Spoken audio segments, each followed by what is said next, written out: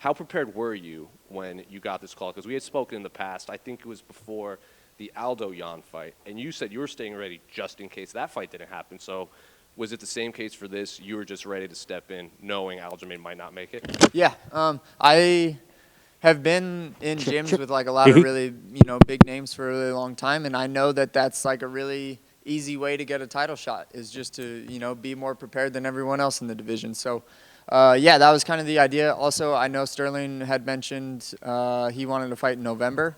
So when I saw that it was an October date, I knew that, something was not going well for him. And that was also just like another little thing where I was like, like this actually could be like a very real possibility. So yeah, I was staying ready from about, probably like 7 weeks before this fight.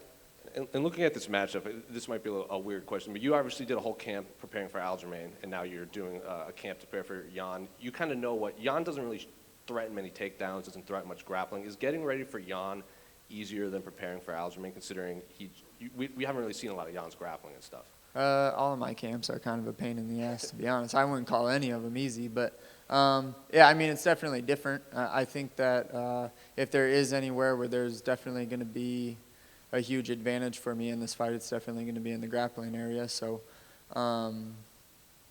not having to worry about that as much maybe makes it easier. Sure. But no, I get my ass kicked almost every single day in camp, so I wouldn't call any of them easy.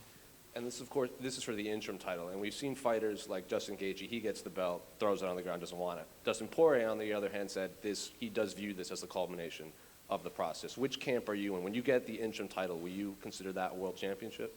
Yeah, I think Aljamain had to retreat, and TJ's village is still on fire from when I set it on fire. So if we're talking like ancient war type stuff, which is like how I like to view this game, it's just like funner for me to do it that way. I'm the guy that can take the land. Those other two guys can't right now. I'm the guy that can take the land. So I'll see myself as champ. I know that, most of the public sees Jan as the champ anyways. I know that I definitely will have some making up to do. Like I definitely still need to make up my 2 losses against Aljamain and against TJ also. But, I'll go home with like, a smile on my face calling myself the champ if I win. And then finally, Jan had said on the MMA Hour earlier this week that he plans to take you into deep waters, and that's where he will shine. So I would just like a response to that. Yeah, I mean, he tries to do that with everyone, right? Like, that's really no surprise. So, yeah, okay, go ahead. Hey, Cory. Is one of the upsides to this fight, rematches can be hard to get in this sport. If someone wins, they don't necessarily want to grant a rematch. If you win this title, you're either going to fight Aljamain, rematch, or TJ, rematch. Is this one of the upsides to this fight? Yeah, it would be beautiful for it to work out that way. I think that it just sucks having those 2 L's on my record. One, because the Sterling fight was just like shitty and embarrassing for me, and then so I would definitely like to show that I'm definitely better than that guy, and I had a night that just wasn't good. And then same with TJ, where it's like I lost a decision that was, this close, and if I'm being honest, probably could have gone either way. I definitely walked out of that cage a lot less beat up than TJ did, so it makes you, feel a little bit weird about that. But no, man, I think it'd be beautiful if I get to avenge those 2 losses just right away after being the champ, and then I think that will even speak more to how good I am in the sport also.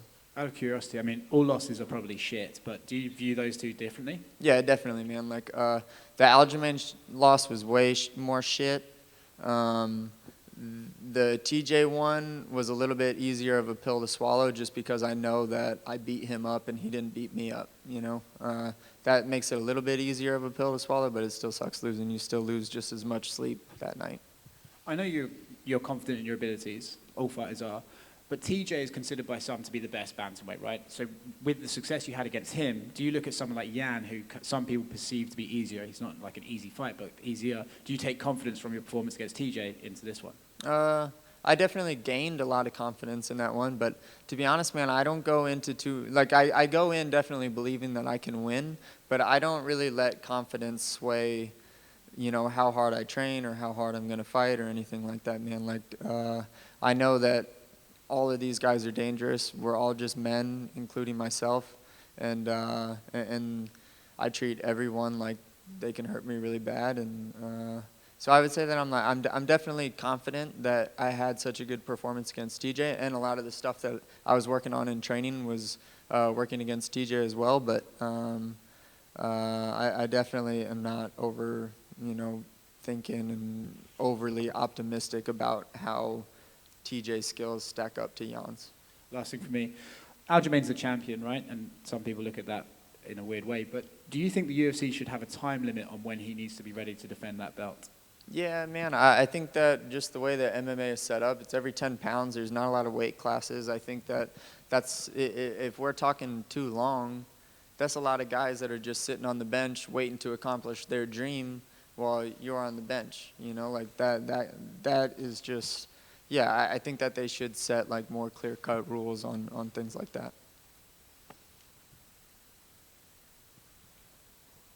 Cory, obviously Peter's fought here as well, but how much confidence do you take from or how comfortable do you feel being here? And obviously you had such a great win last October. Do you know, how nice does it feel to be back? How comfortable? And do you kind of tap into those memories now that you're back here?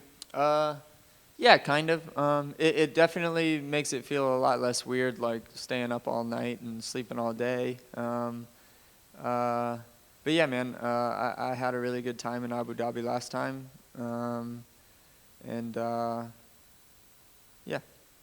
was going to ask as well, do you visualize, getting your hand raised with the belt? You mentioned how much it would mean to you going home with that belt. Do you look that far forward, or is it purely just on your opponent come Saturday night? It's definitely on the outcome, but I definitely don't spend too much time visualizing the outcome. I'm not one of those guys that thinks that if I sit here and think about, stepping on a $100 bill, then I'll walk outside and step on a $100 bill. But I definitely do my visualizations where I go through the fight in a lot of detail, things going wrong, things going right, and just what I want it to look like, and the things that me and my coaches have established as ways to beat Jan. And I definitely go over those, for about at least an hour a day. And just lastly, I know you touched on it, just what would it mean to you to be taking that belt home to Colorado? Yeah, it mean a lot, man. I worked really hard for it, man. Like, I worked really, really hard for it. I didn't do a lot of partying, and it's like years and years of hard work, right? Like, I didn't do a lot of partying in college because I was at practice. I didn't make a lot of friends, in the last few years because I was always at practice. I don't have a lot of the same relationships I had with old friends because of, me working my ass off every single day, and me putting a lot of my energy or all of my energy into becoming a world champ. And I think that that's the only reason I'm sitting here, is because I've been doing that for a really long time now. Thank you. Best of luck. Thanks. Cory, over here. Hi. What's on the line for you in this fight other than the interim belt? What's on the line? I definitely don't want to go home and lose a bunch of sleep over losing again, because losing sucks. That's always what's on the line, though, right? Like, it's either winning or losing, right? Like, a million things can happen in this sport. I just lost my last fight. Now I'm fighting for a world championship. So I don't really think too far of, like, is this good, is this bad? Obviously, winning is better, but losing sucks, man. Like, that's what's always on the line for me, is I hate losing. I hate losing all those nights of sleep. I hate everything about losing, except for, the learning process that usually comes like a month later or whatever. But, yeah, that's always on the line for me, man. I hate losing. So let's imagine if Jan would rematch this weekend with Sterling. So who would win, in your opinion? I think Jan would definitely have won that fight against Sterling for the second time. That's all I think. Okay.